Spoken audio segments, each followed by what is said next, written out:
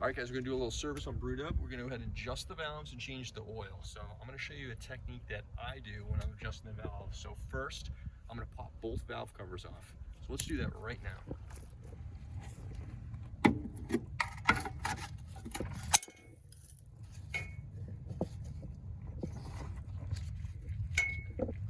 Now I do have some RTB silicone on here because even these new seals, they leak like crazy. So what I try to do is I put a little bit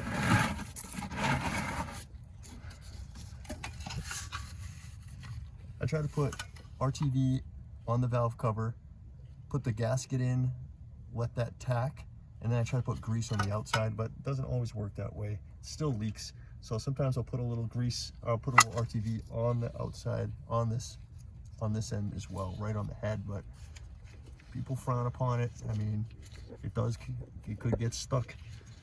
Could get stuck inside, I don't know, but I haven't had that issue yet. So we'll do that first. Let's get on to the other side.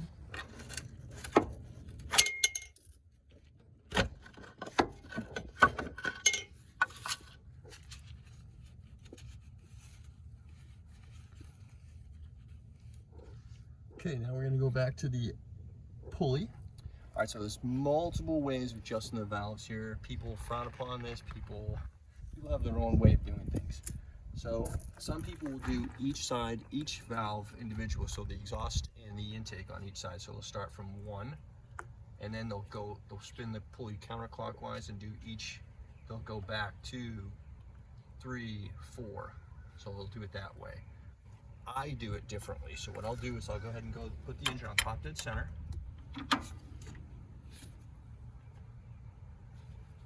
All right, I go on top dead center. Okay, we're gonna come back around to the driver's side.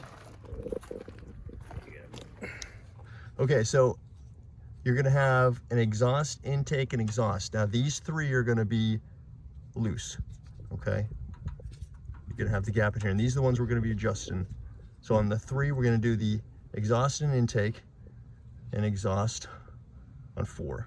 Now, if you go on the other side, there's gonna be the exhaust on the 2 side. So let me bring you down here.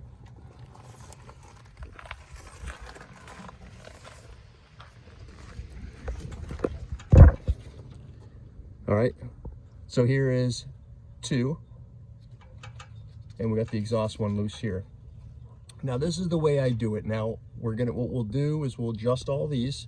So I'm gonna go back over to the driver's side and I'm gonna adjust those.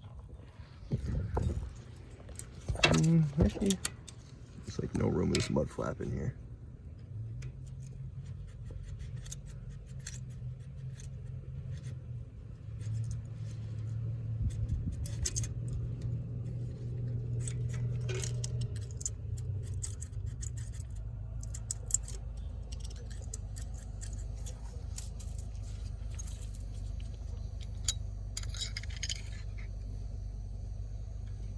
Now they do sell a tool specifically for adjusting these valves, but I've never had one.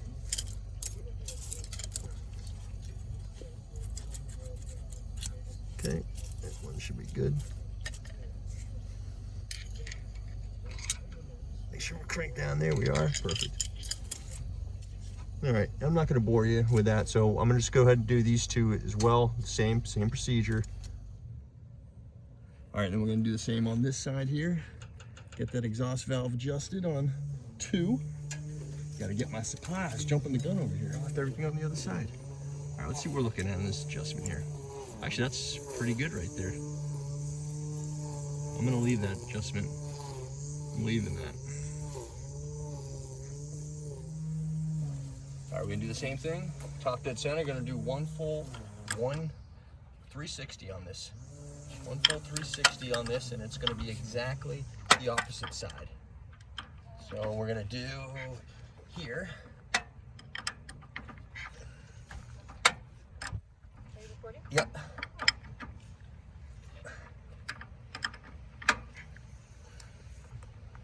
All right, top dead center again, right there. And it's going to be exact opposite. So like I was saying, top dead center, 3 valves on this side, 1 on the other, flip it over top dead center again, 3 valves on one side, 1 on the other. That's how I always done it.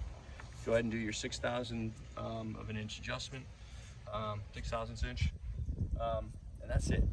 Quick and easy. You have both valve covers done. You could do either way, however you want, but that's the only way. That's the easiest way for me, and I was taught that by an old VW mechanic. So if it works for you, great. If not, go ahead and do what's easier for you. You can do individual valves if you want, or cylinders. Go from that. But anyway, I'm gonna go ahead and finish it up. I wanted to show you another technique. So on your baling wires here, sometimes they get bent out. You'll see them bent out. If you could bend them back in, try to get them straight, or in, just brought in just a little bit, that'll help put more tension on the valve covers, so possibly prevent leaks for you in the future. I got mine all good, so I'm gonna throw this back on. All right, now we're gonna go ahead and change the oil. I got the car jacked up a little bit. Now we can fit the tray underneath. We're gonna drain it. IRS axles. Yeah. They're loose. Mm-hmm. Well, the bolts are. What would cause that? I don't know. Vibration? I torqued them on pretty tight, but Good thing you're under there. oh, good thing I noticed that. Some were like all the way, 2 of them were all the way out almost.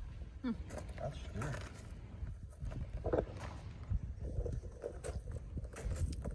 All right, time to fill it up. Fill her up.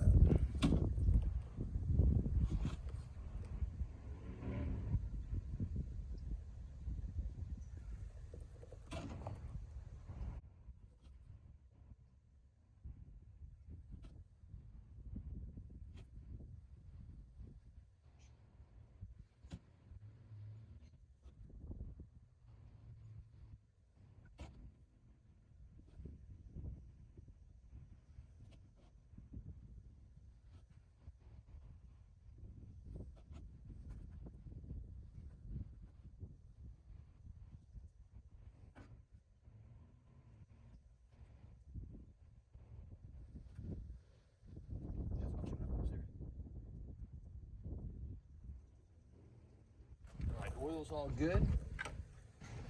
Cap back on. Scary thing is, I checked my axle bolts on the CV or the IRS axles, and some of them were actually loose. That was pretty scary. 2 of them were actually sticking out about 1 inch. Glad I was under there to check that. But that's good. I also got something else, a delivery from Amazon. Step over here. Let's take a look.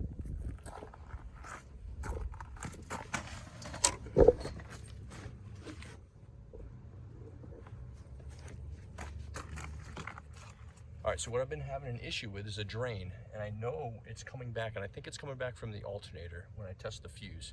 And I'm not gonna replace the alternator. The alternator is working, but I don't know if something's set on there to where it's constantly pulling a drain. So I wound up getting an electronic battery cutoff switch.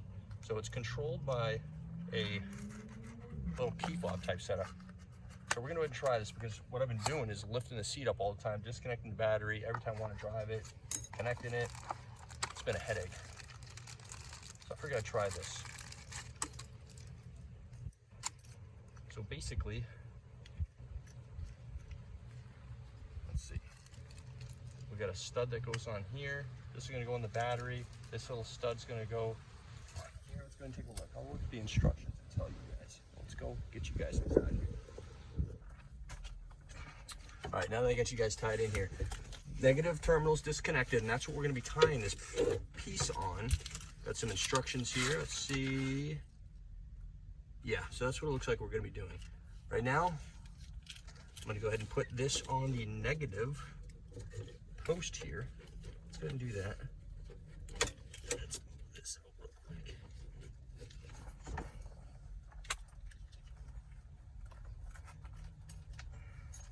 So that's a 13. Put that on there.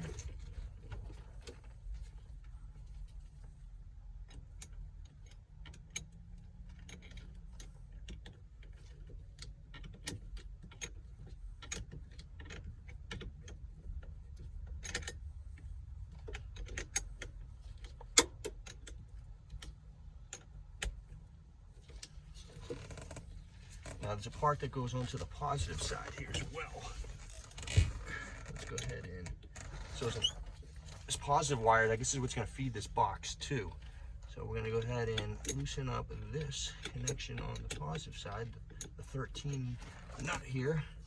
We'll take the nut off and we'll go ahead and slide her on.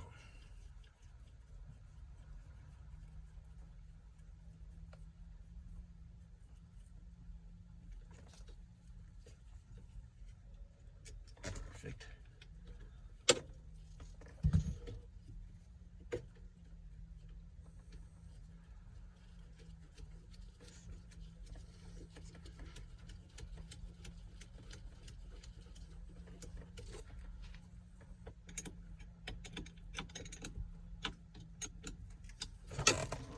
That there. Now, let's get this peg going.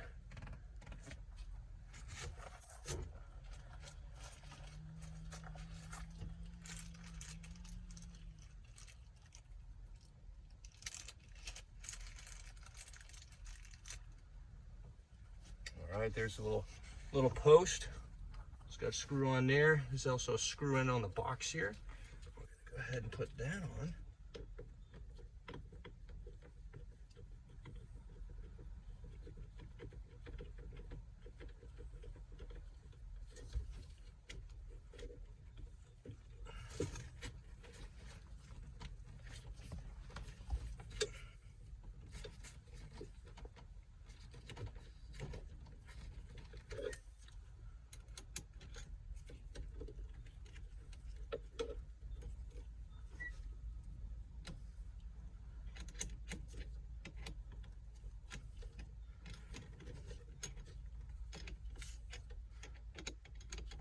Adjustments on here. There's like a little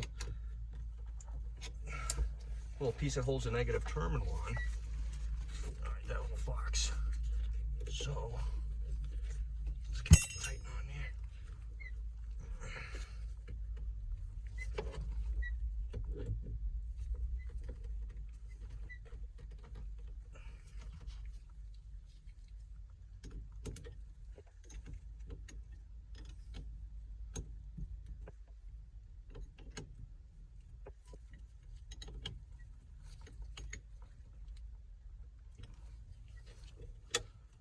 Okay, I think that's it.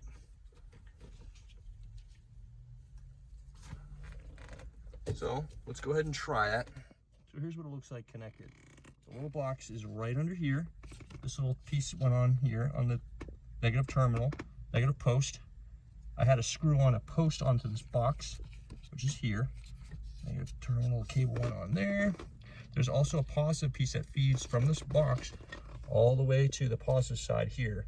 I guess that's what's going to feed the power to do the remote little fobs. Instructions here.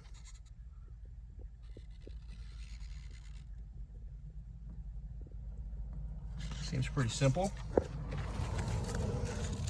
And you got these little fobs.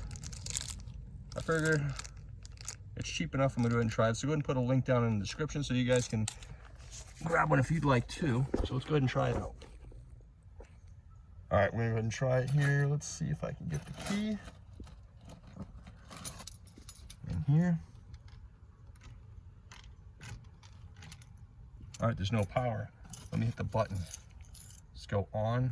Should light something up on the gauge. Let's go on. Yep, look at that. Now off. Perfect. So that's what we're gonna do. Definitely worth it. Now I can keep the seat back down. Don't have to worry about popping that up every time. All right, guys. Oil change, valve adjustment, engine cutoff, battery cutoff. That's all good. So all in all, it was a productive Saturday. Thanks for watching. Have a great day. Work on the Volkswagens. We'll see you guys next time. Be safe.